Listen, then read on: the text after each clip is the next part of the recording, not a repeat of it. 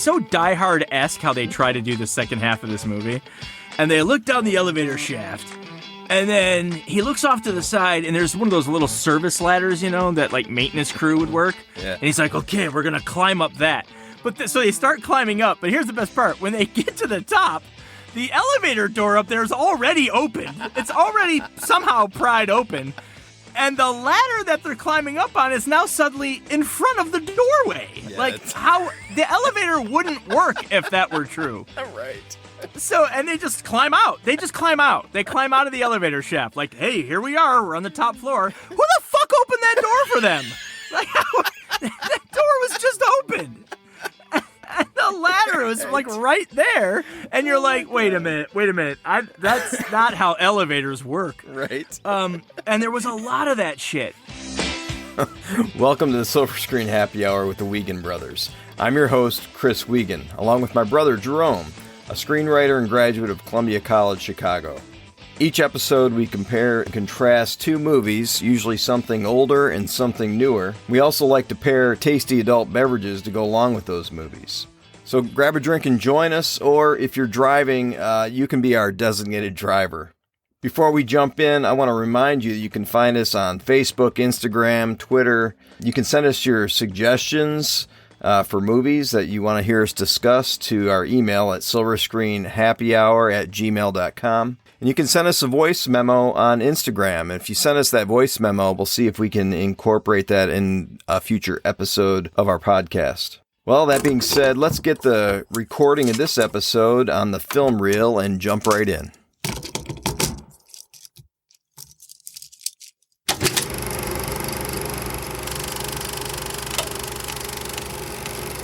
So what are we drinking today, Jerome? Well, for today's podcast, I have a nice Pendleton whiskey. Not on the expensive end. For the previous ones, I went for a really nice Angel's Envy that would be a good $60 at a Bevmo or a Wine and Spirits. But today, it's just a simple Pendleton out of your local Save Mart grocery store, or I guess in Michigan it would be. Does Meijer sell alcohol? Oh, yeah. Oh, yeah. Oh, yeah. All right. So Meijer or Kroger. Or Kroger, your CVS pharmacy, a good $20, $25 bottle of Pendleton. It's just a whiskey. It's not bad for I like to put the whiskeys on the ends of expense, and of the cheaper whiskeys, this is pretty good. So here we go. You ready? Yep.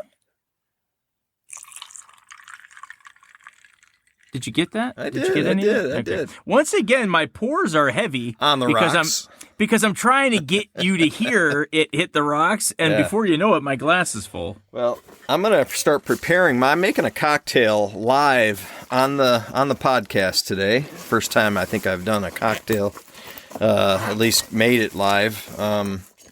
So let's while I'm preparing this, why don't you introduce the movies that we're going to be discussing? Because I directly chose this cocktail for one of the movies that we're going to be discussing. So today's show. Wait, Big Giant Ice Cube. Sorry about all the noise, but that's a big giant ice cube. Is that? Oh my God! It sounded like you just meat cleaved somebody and you just threw the bloody instrument onto a tin floor. So anyway, so today's show we're going to be discussing the 1988 film Talk Radio, directed by Oliver Stone, and this year's 2022 film called On the Line, starring Mel Gibson. It's by a French director named Raymond Boulanger. It's his first, I had to cross out my notes. I put first American film. It's actually not even American. It was shot in Paris. It's his first English language film. There you go. His previous endeavors are all French. And in this one, they're masquerading Pasadena, California, as Paris fan. Or no, they're masquerading Paris as Pasadena, California. So it was shot in Paris, set in the LA area. And Talk Radio's directed by Oliver Stone, starring Eric Bogosian, who at the time was a rather no-namer at the time. Yeah. Today he's known. Definitely made a name for himself in this movie, though. Yeah, he adapted the play. I'll give you a little bit of backstory on both of them. The talk radio was a play that he had written, so he adapted his own play to a screenplay. With Oliver Stone. Oliver Stone directed, of course. But it's loosely based. Well, I don't even want to say loosely based. It's inspired by a real Denver talk radio host named Alan Berg, who was like the shock jock before Howard Stern, right? It was like a shock jock before shock jocks. And he was killed by a crazed, fan. Or I guess I wouldn't even use the word fan. He was by a crazed listener. Right. So they kind of, it was inspired this character his name is Barry Champlain, and he is this, again, a Howard Stern-like shock jock in an era before Stern was big. So at the time, he was around though, right? I mean, when did Stern be go syndicated? I don't remember. I would have to say it was around that time, but he wasn't. I mean, he might have been on the radio, but he wasn't the Stern that we know of yet. I would have to get a timeline on that, but that's kind of what made the film unique at the time. Was it's something we see all over the place now, but it wasn't as big then. Also, it was during the time I think Rush Limbaugh was coming up in prominence in '88. And there was another one. Who was the one that was Imus? Don Imus was known for being, I don't want to say controversial, but being very aggressive on the radio with his beliefs. So yeah, it's interesting to point out though that some of the names we just mentioned, without getting too political, are often right-wing, loud voices. Mm-hmm.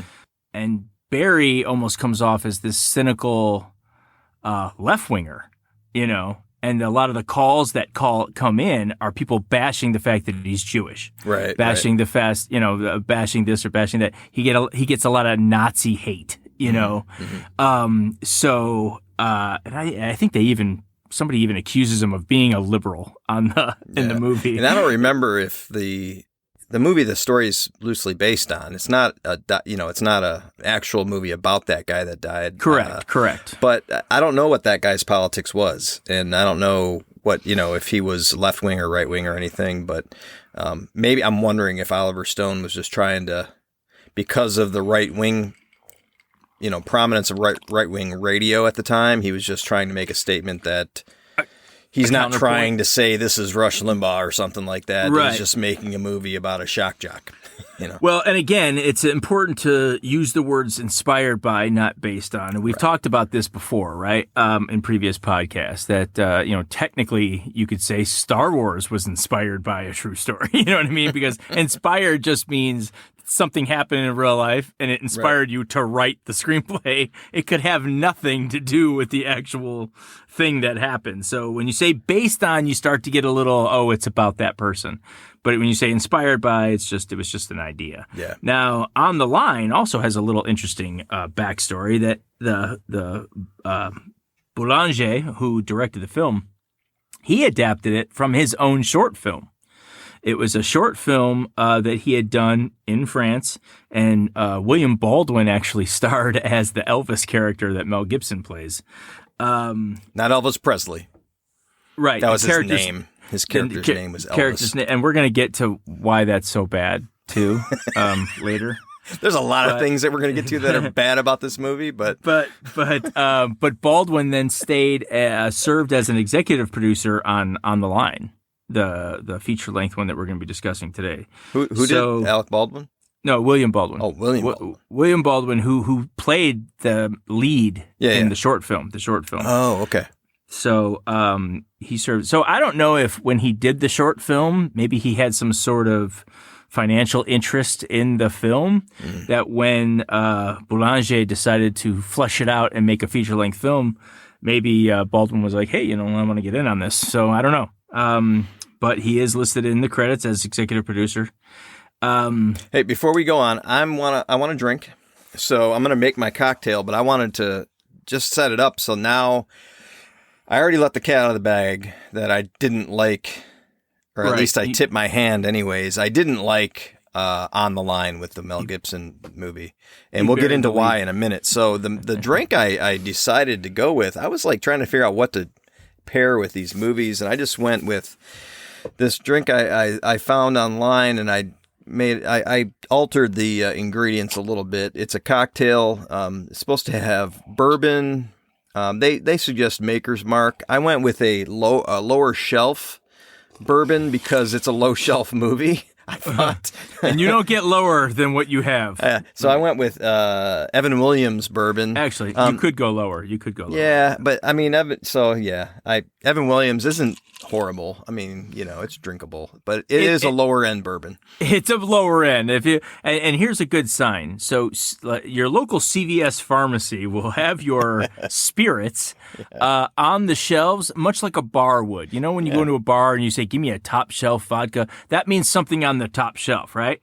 So that's how the bars do it, and that's how CVS does it. I think that's how they all do it. Yeah, really, that's how Kroger does it. Yeah, that's where I went. I just popped into Kroger. So if you go to the bottom shelf, all the way at the bottom, you're gonna find Evan Williams. Yep, that's where it lives. Yeah. So next to 10 High and Ancient Age and all those other ones. This is also the cocktail calls for Maker's Mark, a Beefeater London Dry Gin, some bitters, ginger beer, and that's it. It's a very simple drink. It's called Suffering Bastard. Well, that is, and that's the way I perfect. felt when I was watching On the Line. I felt like the Suffering Bastard. Perfect for today's show. I got a big ice cube. Put the bitters in there. Forgot my shot glass, so I'm going to eyeball this. We'll see how this goes. Well, that'll work out well. Yeah, so my plastic bottle of Evan Williams. That's... Ooh. Call that a shot. And I did not... I went with some gin we had in the house. It's actually not bad. It's a New Holland. New Holland's a brewery, but they also have a distillery in Michigan, and this is called Knickerbocker. And I just didn't feel like going and buying the other gin because I had this in the house, and I figured I'd go with this. So you don't want to go with some Barton's bottom shelf gin? Jeez, almost spilled it. I heard that. Okay. All right. And now what shots. Do you do? Do you like spit in it or something? Like I might. I got to get my... Whoops. Sorry, that's loud. Oh, my God. Bottle opener for the ginger beer. This is I would call this a lower end Aldi brand ginger beer. Oh, there you go. It's actually not bad. There are some nicer ginger beers. Do they have a Kroger brand? I don't know. I think they might. All right, and that's that.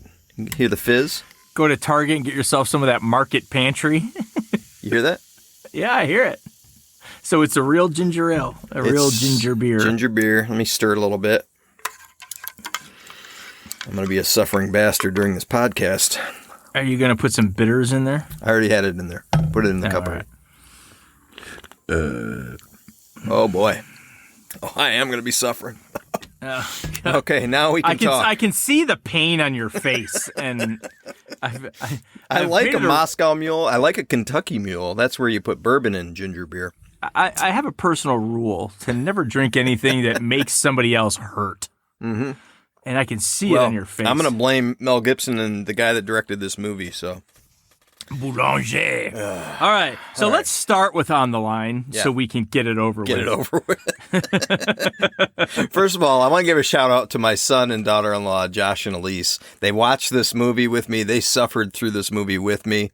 It was funny because I told them. Yeah, I told them. I actually showed them the trailer, and Josh was like, "Oh yeah, I'll watch that." So we watched it.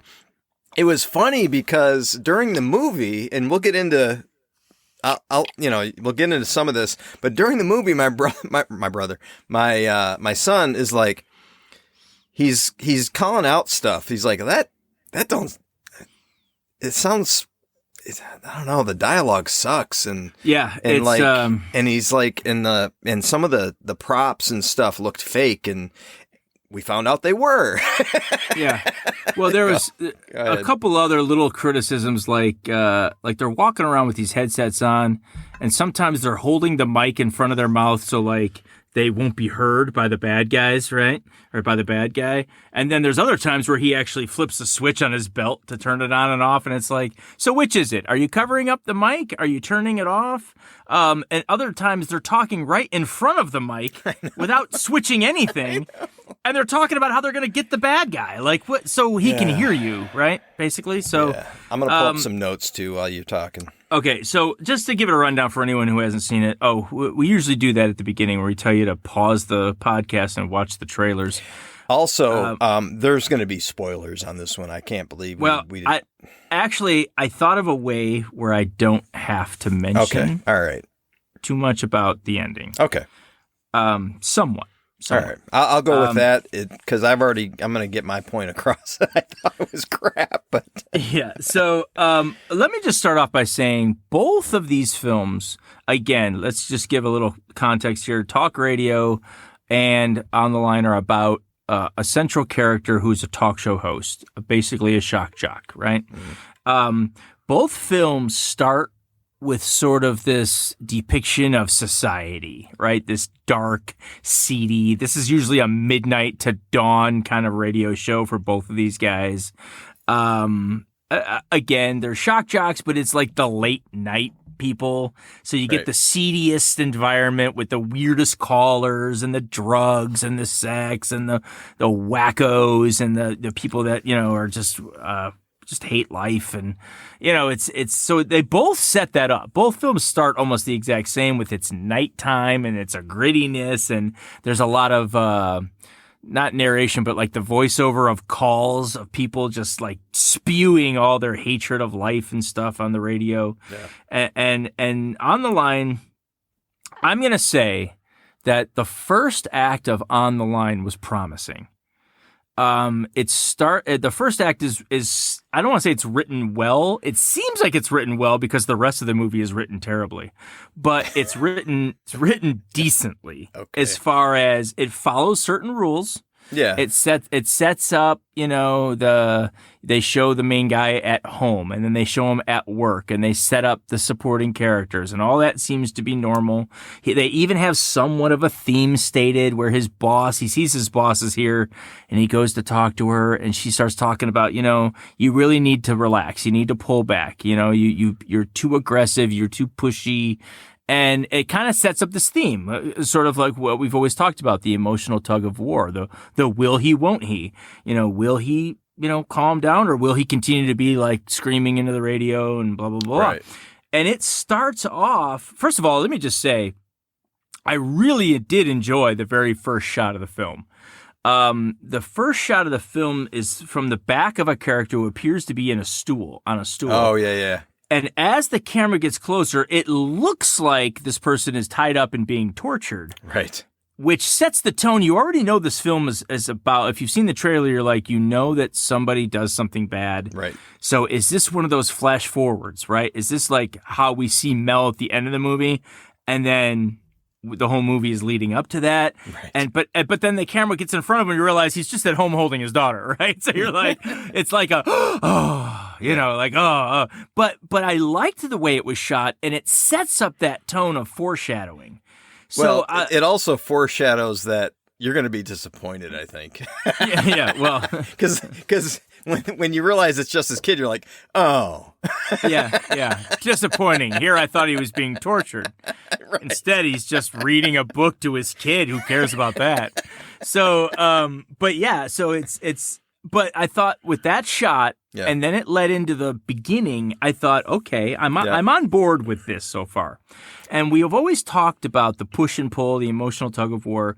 Yeah, for him, so let me jump in really quick, because for him, I made a note, because I'm looking for it, now that I've been talking to you about this for so long. In the first 10 minutes, I'm looking for what's the question that's going to be answered. What's the tug of war? And so he said in the first 10 minutes, it's said, I forget who said it. Someone said, I can't remember if it was his producer, someone said it to him about pushing the envelope. Is he going to stop pushing the envelope? His boss, His boss said that. Yeah. So, and that's the question. Okay, right away I knew, he's either going to stop pushing the envelope or he's not. That's the tug of war. And it starts off following that premise. There's a scene where they show him kind of laid back and he's just having a conversation with the callers. And then they cut to where, he's being edgy with the callers. It's going back and forth. So I started thinking this is going to be like that push and pull that we talked about, right? Some scenes he's laid back, some scenes he's pushing the envelope. Okay, I'm on board. Let's do this. And then it just stops, okay? At the turning point, the first turning point, of course, they get the call from Gary, who is the bad guy, and it's the idea that the threat is real, right? He calls earlier, but they dismiss him. He calls at the first turning point, which catapults everybody into the second act of the film, whereas he has his family hostage, right? He's disgruntled about a past injustice that he blames Mel Gibson for. His character's name is Elvis. That he blames Elvis for. And we're now in the second act. And then the push and pull, emotional tug of war, at least in my opinion, stops. Yeah. It just stops. And thus, with it, the rest of good writing just stopped.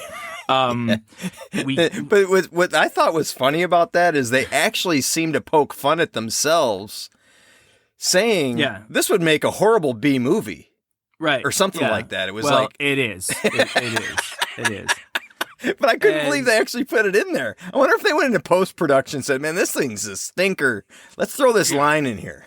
Yeah. And then, so since we often on this podcast discuss structure, right? Script structure,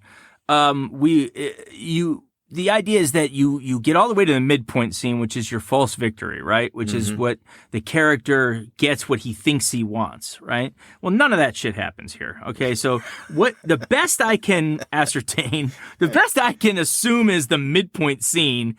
Not really much changes except for he finds out that his family is in the building and the building is armed. Yeah. That comes around, it's 8 or 10 minutes off of the midpoint. Yeah. So instead of trying to get to his family out at their house, they're not there.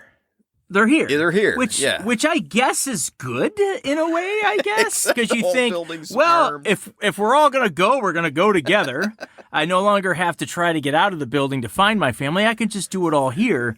And then from then on, it sets up sort of like a Die Hard setting, right? It's this cat and mouse. We need to find Gary. He's here with my family. And we have to set up this sort of seek out the bad guy thing. The second part of the second act, which is, past the midpoint scene, is a lot more just garbage. There's, I don't get a sense at all, and it makes sense when you get to the end and you realize, the movie as a whole, you get to the big reveal, you realize why this is, but it's terribly how can I put it? Non-emotional almost for Mel's character, Elvis. His family is kidnapped and threatening death. And he is being threatened with death because the building he's in is secured with bombs all over the place. And the whole movie, he's just like, well, I guess we got to find this Gary guy. And what do you say we check over here? Nope, nothing behind that door. And it's like the whole second half is like that, and it's painful to watch. It is. And they even find these supposed dead bodies everywhere. Right? And they're like, "Oh, he's dead. Shoot. All right. Let's go find something else now." And shit! One of my coworkers that I've been working with for the last 20 years. This guy that I've known for 20 years is dead. Let's keep moving. And wait a minute, I see they watching us now on the cameras. We need to avoid the cameras, which leads. Okay, so I don't even know where to go from here. So we get to the second turning point, which is the jump to Act 3. Right now, what do we always call that? The all is lost scene, where generally the character discovers something that makes them feel they're out of it. There's no way they're going to win this. They're done. They're out. And then yet somehow they're able to discover something that'll catapult them into the third act where they can win, where they can resolve everything. I have to say that as much as I think the 1994 Keanu Reeves movie Speed is not a great film, it even gets this part right, that this movie gets wrong badly. Yeah. Like even that film has a little bit of a that was a fun movie. Though. It's a fun film, but it's written a hell of a lot better when it comes to Keanu Reeves' character. Which, if you know the dialogue from that film, it did suck. Terrible. It's terrible dialogue. They're gonna put a crater in the world. Yeah, like there's enough C4 to put a crater in the world or something like that. Yeah, like oh God, I don't know. We'll do Speed on another day, but there, at least in that film, there are moments of despair followed by moments of I can win this, right? Like there's a push and pull with Keanu's character, and they're all is lost is written is perfect. It's Jeff Daniels, his partner, dies. Way to outsmart the bad guy, right? Yeah, right. And at that moment of despair where he says we're all gonna die. Mm-hmm. That's when he looks down and he sees the Wildcat symbol on her sweatshirt, and then he realizes they're being watched. That leads to realizing how he can see everything, and it leads to Act 3 and blah, blah, blah, blah. Yeah. At least they get that part right. Yeah. On the Line does none of that shit. Like, there is no, I guess the best moment of despair that Mel's character has near the end, the All Is Lost, is where they're on the staircase, and he just sits down and on the stairs and is like, well, they can see us wherever we go. And then he's like, how about we use the elevator shaft? Now, here's the worst part about that idea. So they pry open the elevator doors, right? Yeah. And they look down the elevator shaft. Again, it's so Die Hard-esque how they try to do the second half of this movie. And they look down the elevator shaft. And then he looks off to the side, and there's one of those little service ladders, that like maintenance crew would work. Yeah. And he's like, okay, we're going to climb up that. So they start climbing up. But here's the best part. When they get to the top, the elevator door up there is already opened. It's already somehow pried open. And the ladder that they're climbing up on is now suddenly in front of the doorway. Yeah, like how the elevator wouldn't work if that were true. Right. So, and they just climb out. They climb out of the elevator shaft. Like, hey, here we are. We're on the top floor. Who the fuck opened that door for them? Like, that door was just opened. And the ladder was like right there. And you're like, wait a minute. That's not how elevators work. Right. And there was a lot of that shit. Again, with the radio headset, there was a lot of moments where you're just like, what? Like, that doesn't even make sense. And they don't even bother to explain it. Right. Yeah. They're just like, well, they're on the top floor now. There's some other things that, like, no, people that aren't, like, former military or police officers, they wouldn't catch. My son just got out of the Army, and he's looking at stuff going, that ain't right. Oh, that ain't right. And it was, some of it I don't even want to get into because it would give away a spoiler. But it was just funny because I was like, and then when the big reveal happened, my son threw up his hands and said, oh, that's why it didn't look right. Yeah. So as if the big reveal should then forgive all the sins of the movie. Now, so here we get to where they, they become face to face with Gary at the end, right? They get face to face with the bad guy, and they're now in Act 3, right? That's got them into Act 3. They figured out how to find him, and they find him. So they're in Act 3 now. And Act 3, there's more crazy shit going on with like drawing straws, and a SWAT cop gets killed, and like so there's more shit happening until it leads up to the big reveal, and there's almost no leading up to the reveal. It just sort of happens. Yeah. Like it just sort of like, all right, we're gonna show the audience now. Reveal. And when it happens, yeah, you just I saw you on video where you throw your arms up. You're imitating Josh. Yeah. That's what I did from my couch. I threw my arms up and said, fuck this movie. I'm like, you've got to be kidding me. Now, let me tell you something about twist endings, folks. Okay. In the business, they call them O. Henry endings, right? Like, it's just sort of like a cheap way to end a film. Now, before anyone listening says, well, wait a minute, I love The Sixth Sense. I love The Usual Suspects. Yeah. Here's the difference. You wake up and it was all a dream or something. Right. But here's the difference. Those films worked without the twist ending. You could cut Yeah, the actually, you're right. reveal ending off of both The Sixth Sense and The Usual Suspects, and they both work as great films. Yep. The storyline is complete. By the time they get to the reveal, the story's already done. Yeah, the reveal was a bonus for you to walk out of the theater. It's exactly what it is. That's exactly what it is. It's a bonus. It isn't necessary. Where Shyamalan has failed is he does this with every film he does, and they're not usually as good as The Sixth Sense, right? And he's even said, no disrespect, he's even said in interviews that he comes up with the twist first and then writes the movie backwards, which is the worst way to do it, which is why he's have had movies, some stinkers. Right. That's just why he's had The Village and The Happening and, any other shit movie he's done where you're like, God, this movie is awful. And that's why. Because it needs the reveal to make sense. On the Line needed its big reveal to have any sort of sense or coherence to it, and that's why it fails. And then on top of it, they give you 2 reveals. Yeah. But the second reveal is so fucking obvious because the first reveal was so bad. You're like, oh, I already know where they're going with the second reveal. It's not even gonna be a twist. And then it happens, and you're like, oh, am I supposed to be shocked? Like I didn't see that coming already.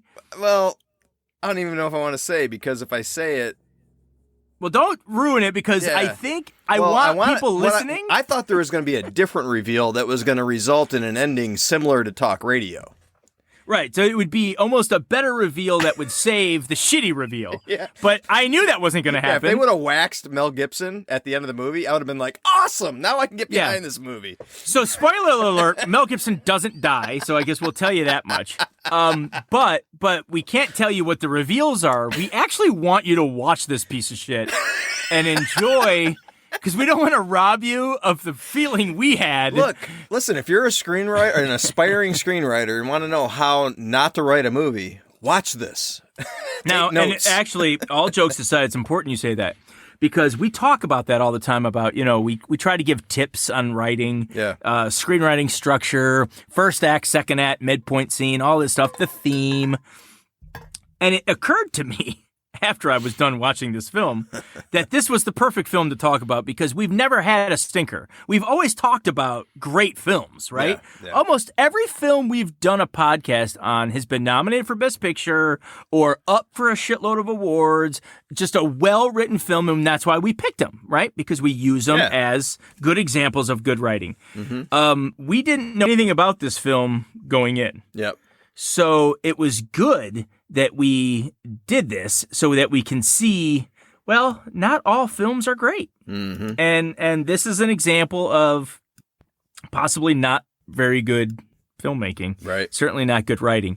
And there's a disappointment all the way around, right? If they had cast William Baldwin to be in this feature-length film like he was in the short, maybe my expectations wouldn't have been as high.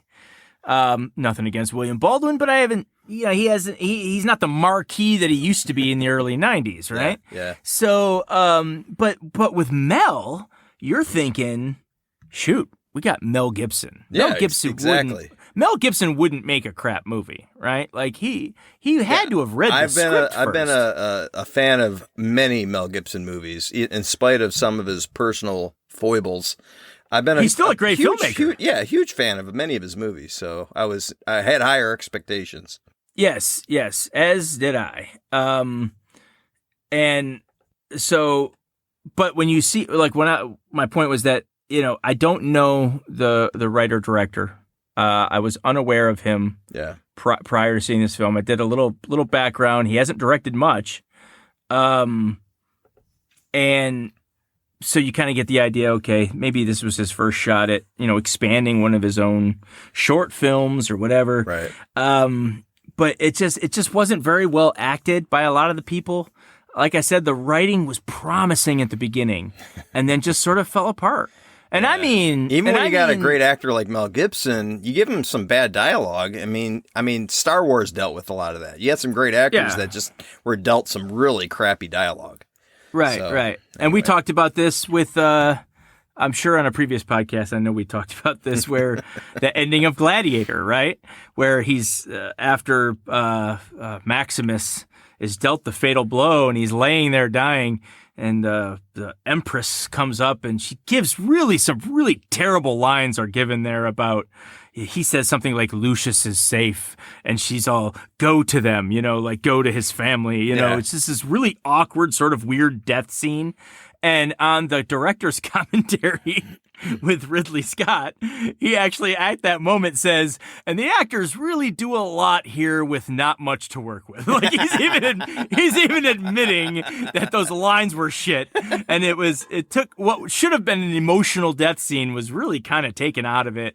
I still say it worked. I mean, I love that movie and I thought the ending was great, but I appreciate, what you're saying about the dialogue, but right. But my point is, good actors can sometimes do a lot with shitty dialogue. Yeah. And I almost get the sense that this film, because it's French, that the director wrote it in French. Lost in translation. Somebody translated it, and none of it worked. Like,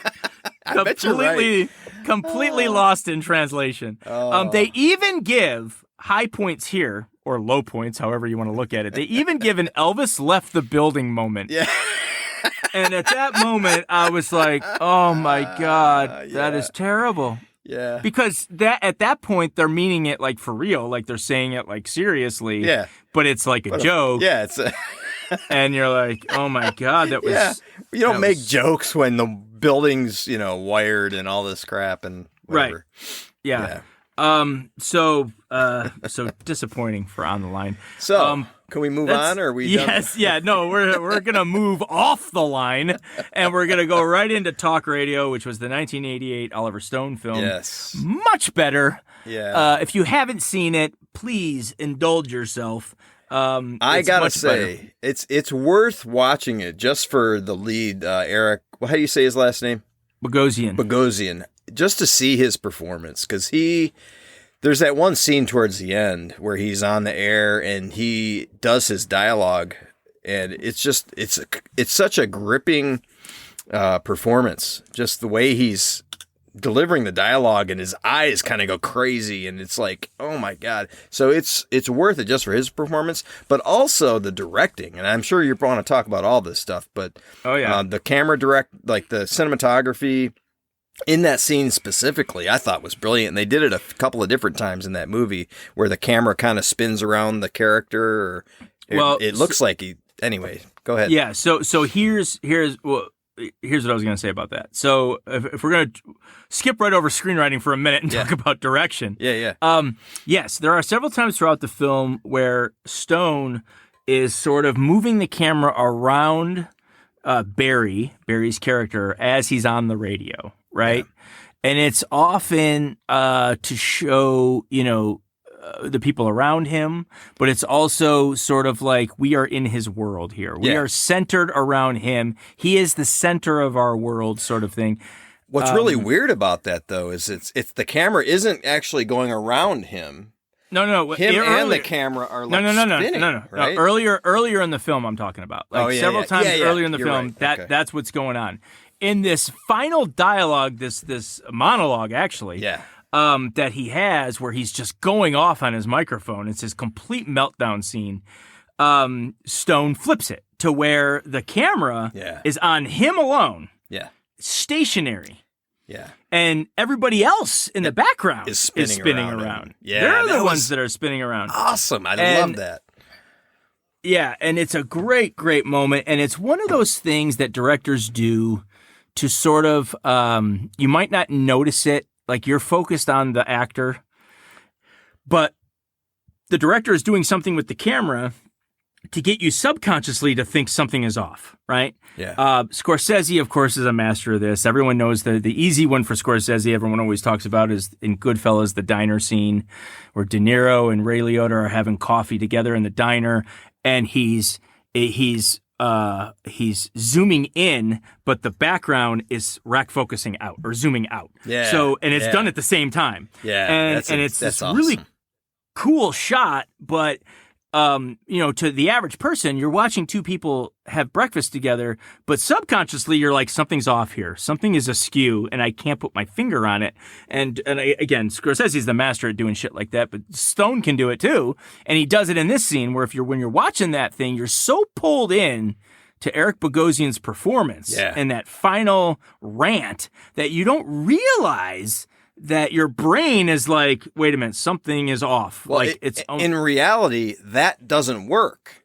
Like that can't happen, right? Yeah. I mean, if you're walking around him, he's gonna your perception, your view of him is gonna change, not the background. The background it really looked like the background was rotating around him, revolving around him, and it was. But you're right.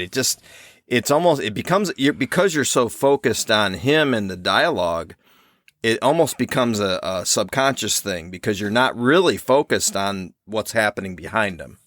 Right. But because it's moving, you notice it, but you're still like zeroed in on him and his dialogue. It was brilliant. Yeah. And so if we go back to the writing, there's major differences between the two main characters, Elvis from On the Line and Barry from Talk Radio. Barry is way more self-destructive, almost suicidal in a sense, where he's just really disgusted with society. Yeah. And you get the sense as the film goes on, the society is getting just as disgusted with him. Yeah. And you think about the basketball scene, like if Howard Stern went and spoke at a basketball game at halftime, everybody would cheer, right? They would love him. This guy goes and says hi to the crowd, and they fucking start throwing shit at him, and like it's so. If Rush Limbaugh did that, only half the audience would throw shit at him. Right, like exactly, and that's a funny point that even if Rush Limbaugh is as polarizing as he was, if he went to a basketball game and spoke, you're right, half the crowd would be cheering. Yeah, the other half would be booing, but he at least is going at 50%. Yeah, right. Like Barry can't get two fucking people in that arena that like him. Anyway, so he's much worse off as far as now, and the theme is very, very similar about is he going to change? Right, that's the whole point of any main character in any film is he going to change? I've got some notes on that too. And the setup is basically because they're about to go nationwide. And his fear is every time I've been offered to go nationwide, because at this time he's just local, but every time I've been offered to go nationwide, they want me to change my act. Yeah, the question, and I actually put a quote in here. That's the question. He actually says it. Now, you've said in previous podcasts that usually it's not the lead that poses the question.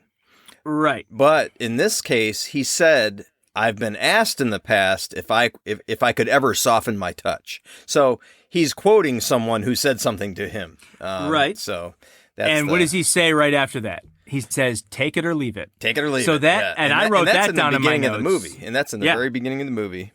Yep. And I wrote that down in my notes as sort of like, is he going to take it or leave it? Is this going to be the push and pull? Is he going to try to change?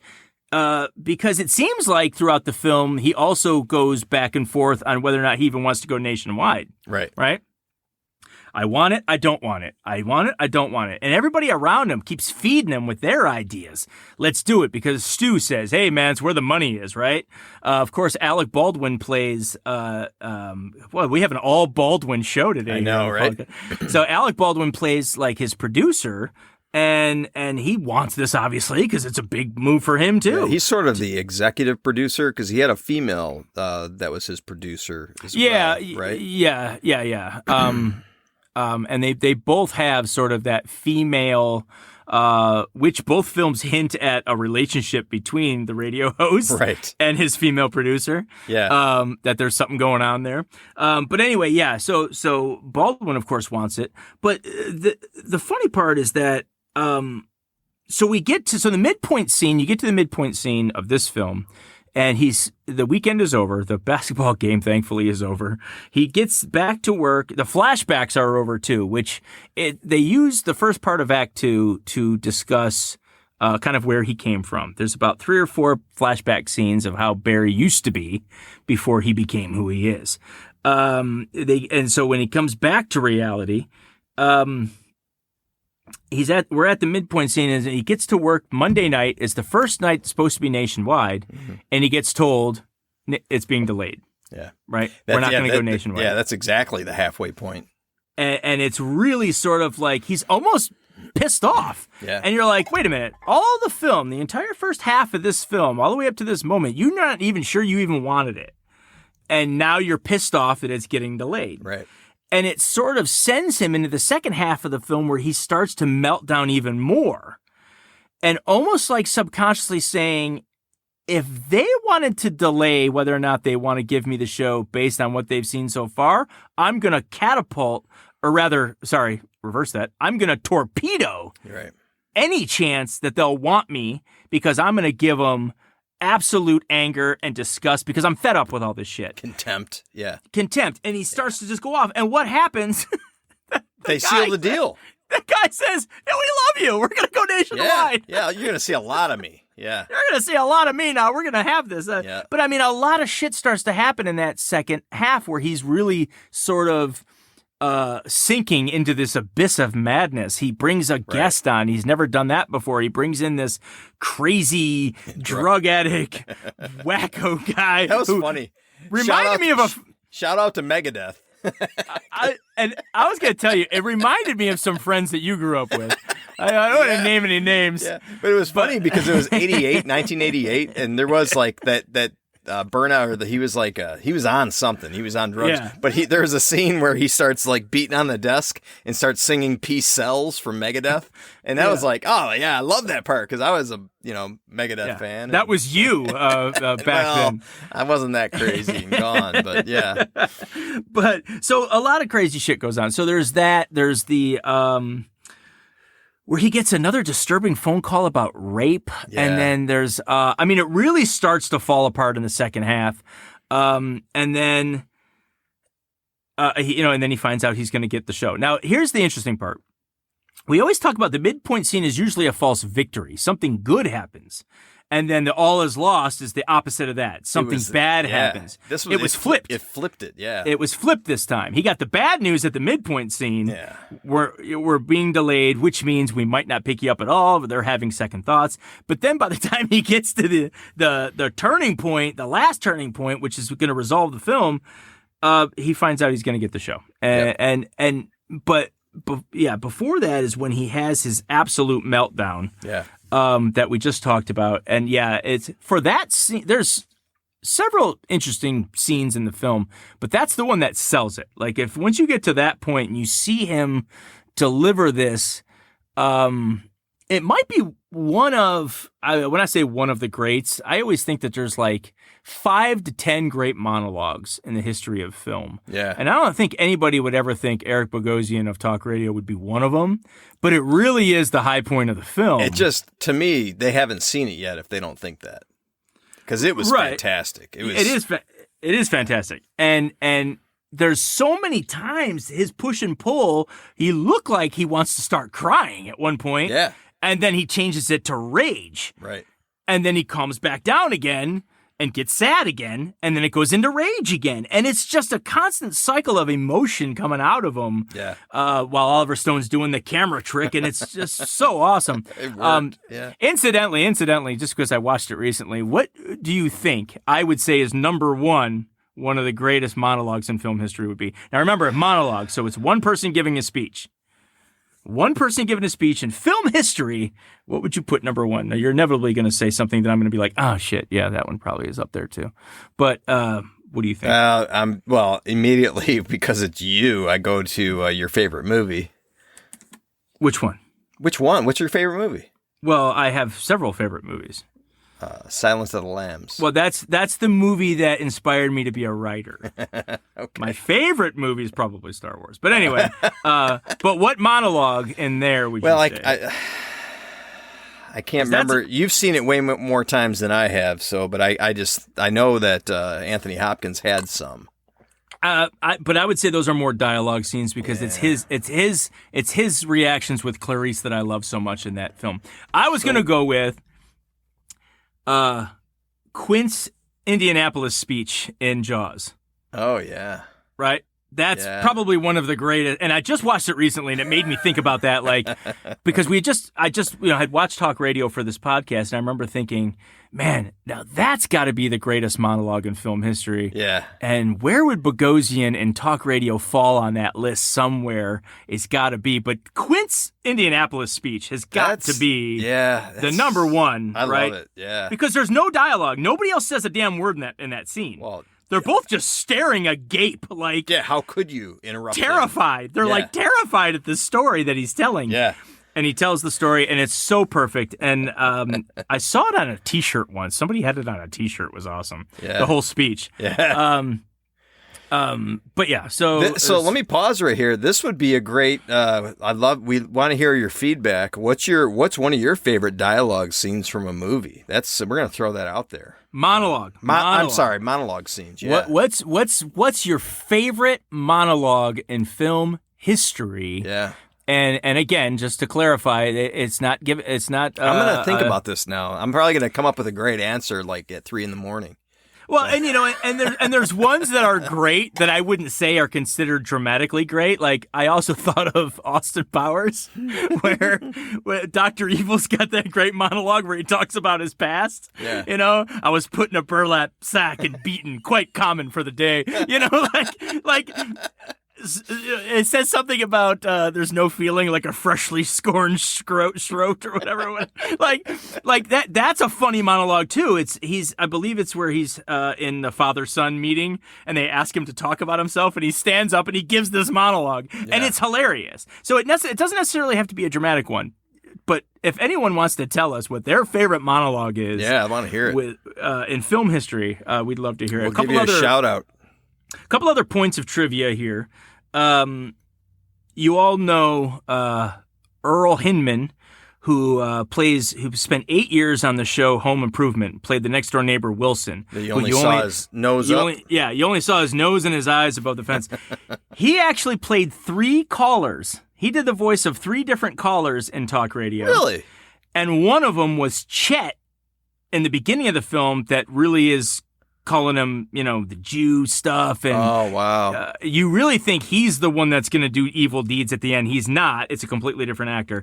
But he's one of the callers. Chet, the caller Chet, was very aggressive. And then the guy that plays Kent, who's the whacked out, drugged out guest that he has with the Megadeth fan, that's Michael Wincott. And you've seen him before. He's been in several movies. He's also been in some other Oliver Stone movies. You might most notably know him as the sheriff of Nottingham's cousin in Robin Hood, the Kevin Costner one. Wow. So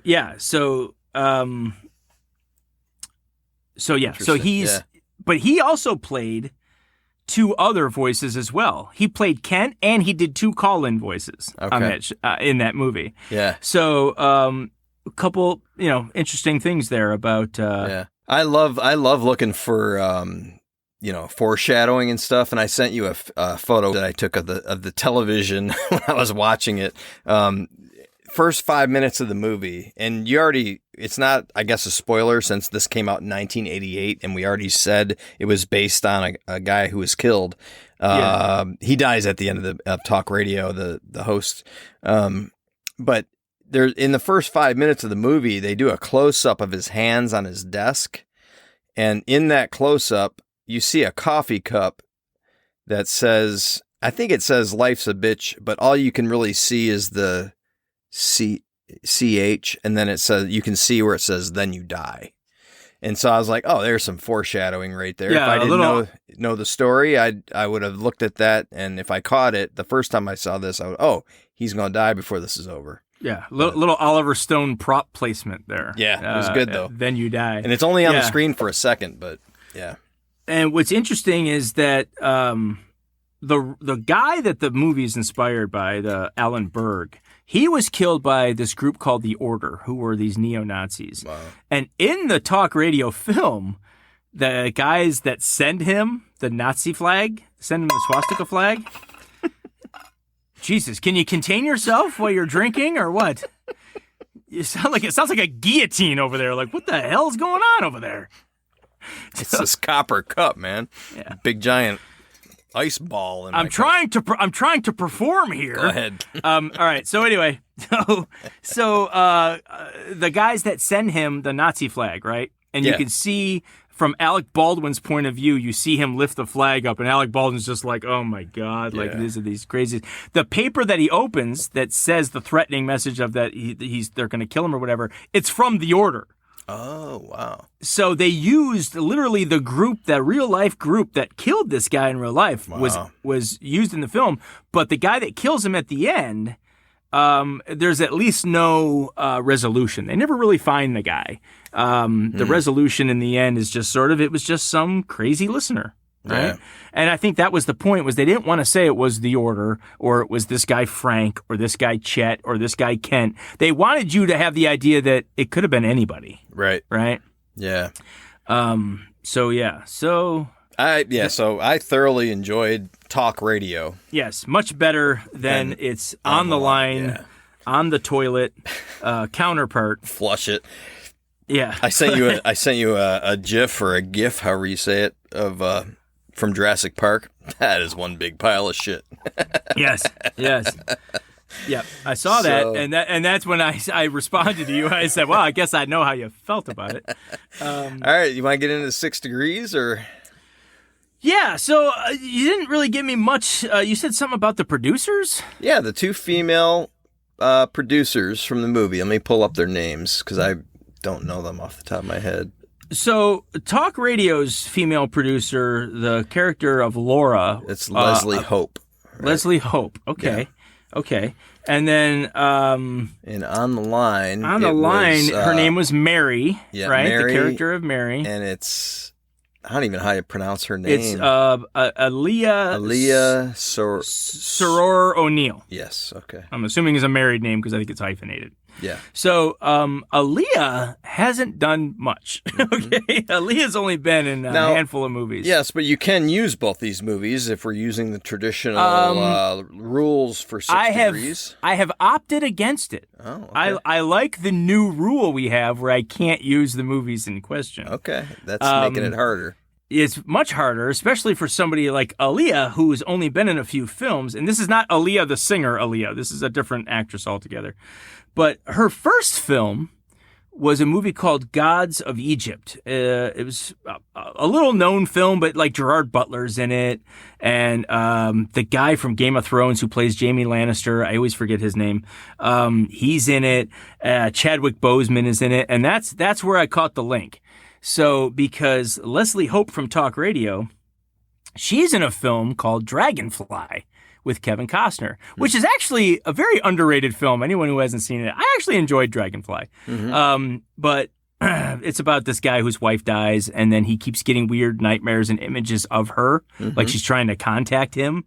And it's set up like a ghost story almost, but she's trying to tell him something. And when he finally figures it out, what she's been trying to tell him, it's got a great emotional ending. And I enjoyed it. I actually liked it very much. So check out Dragonfly if you haven't seen it. But anyway, so Leslie Hope is in Dragonfly with Kevin Costner, who, of course, if you've already heard me say Chadwick Boseman, you know that Kevin Costner and Chadwick Boseman were both in Draft Day, which was an NFL film about the Cleveland Browns. Well, it was fictional, but he is the GM of the Cleveland Browns on NFL Draft Day, and Chadwick Boseman is the kid he drafts. So that's three. Dragonfly, Draft Day, Gods of Egypt. That's really good. Because Leslie Hope, she was in a lot of TV stuff.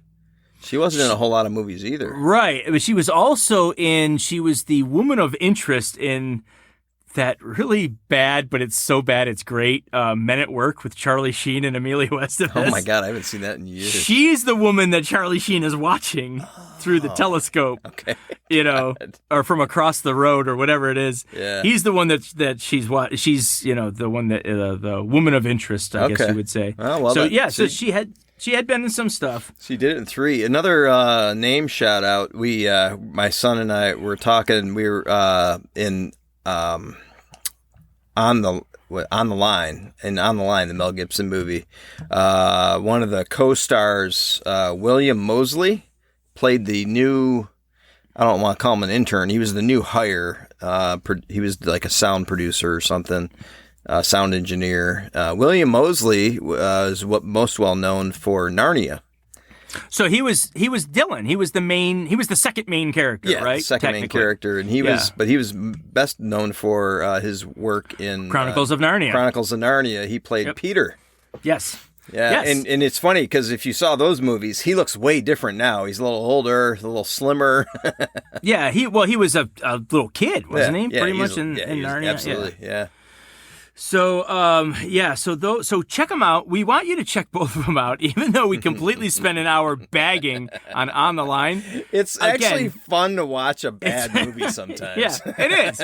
We want you to watch it so you can enjoy it and have the same feeling we had when it gets to its reveal times 2. Yeah. We want you to pop some popcorn, put it on, and just rant at the movie. Just yell at the screen. It's not The Room level bad, but it's bad.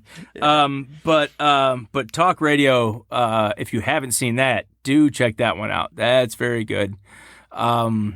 And right in a time, I want to say Oliver Stone had already won Oscars for Platoon at this point, and but the time Talk Radio was being released, he was probably shooting or had already shot and was in post-production of Born on the 4th of July. Yeah. So this was right in the thick of Oliver Stone's height of Hollywood. Right. And again, it was sort of a coming out party for Eric Bogosian because up until then, I think he was just a playwright. And this was his big, entry into, and he's been in a lot of stuff since then. Yeah. He hasn't stopped working. Another side note, Bogosian's character of Barry in Talk Radio reminded me a lot of Sandler's character in Uncut Gems. If anyone has seen Uncut Gems from, I think it was a year or 2 years ago, something like 2020 maybe. You and I saw that with our mother. Yes. No, wait, she didn't go to that one. She went to another one, didn't she? No, she was with us. Was she with us? Yeah. We took our mom. That should tell you something. That should tell you something about the derangement of us.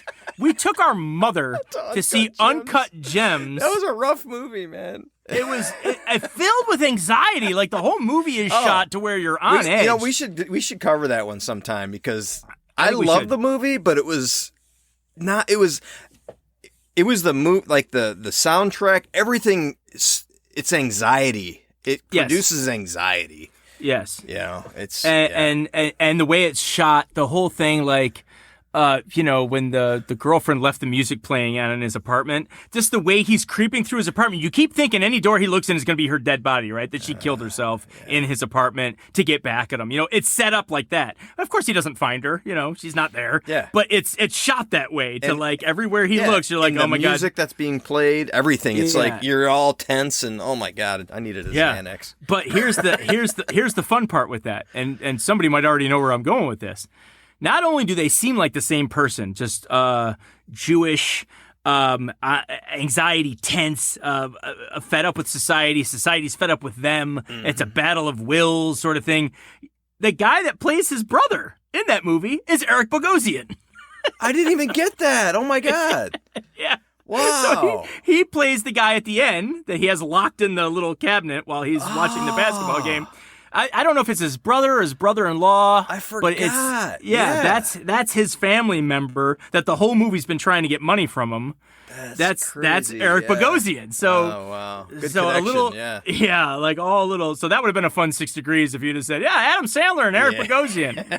They're in the same movie. But anyway, so both films are worth watching for different reasons. Yeah. And we kept this one at about an hour. Yeah, not bad. I told my brother I wanted to keep it down. It helps me on the editing, but I think it'll also help us on the listenership. Yeah, we doing those Star Wars ones. I mean, we could still be talking about Star Wars weeks later. So yeah.